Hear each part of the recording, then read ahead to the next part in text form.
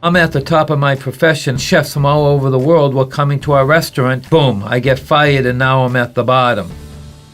Well, I was born and raised in Boston, Massachusetts. The mix of my neighborhood was 50% Jewish and 50% Catholic. I went to synagogue.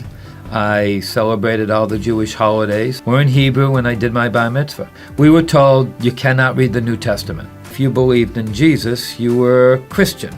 And I remember opening up to the book of Matthew and reading the first verse and just literally being blown away. The book was really more about Jewish people than about Gentiles. I had moved out to San Francisco and was working at a restaurant called Stars. We were doing things that nobody else were doing, probably the most creative kitchen in the world. People were coming to this restaurant seeing like, wow, what's going on here? I was going to be a chef.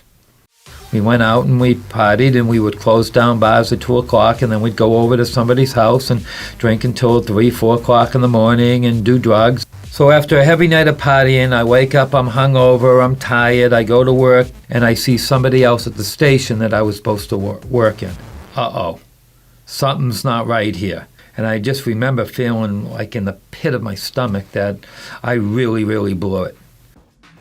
We're going to demote you to being a prep cook. I just lost my skill set. So he says, you're actually firing me, aren't you? And he said, yes. And one day when I got fired, my world came crashing down because my life was where I was working and what I was doing. So I started to drink more and I started to do more drugs and I started to what I call go down the spiral of just devastation. And I just woke up every morning for months just thinking, my life is a waste. And I blew it, and I didn't know how to get out of it. At 3 o'clock in the morning, and I come home, I stumble home after a night of drinking, my bed's spinning, and the ceiling's spinning, and I'm getting nauseous, and I'm just thinking, wow, look at my life. That night at 3 o'clock in the morning, I said, Lord, I don't care what I have to do, I just need you in my life. I didn't know what that meant. I just knew that I needed to just change. There was this one day that I remember standing in the kitchen and the people in that restaurant were picking on this Korean girl.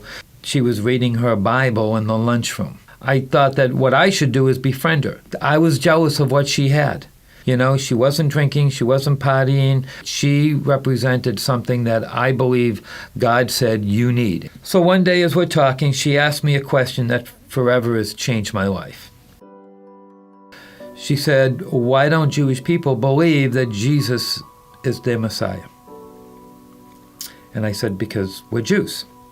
Jesus is for you guys, he's not for us, and ended the conversation.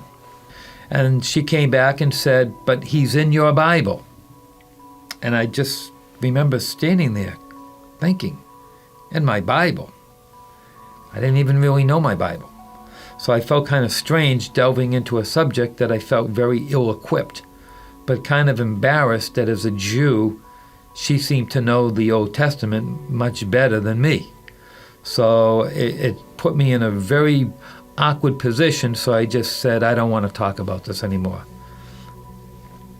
The answers that I needed in my life were centered around Jesus, and I wasn't going to get that from a rabbi, so I looked for a church to go to.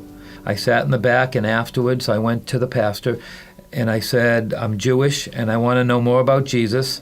He invited me to his office. He gave me a Bible. We studied the Bible, and he was the first person to really, really lay out what the gospel was. And I remember opening up my Bible to Isaiah 53 and reading it for the first time, and almost like the first time I read the New Testament, I was shocked.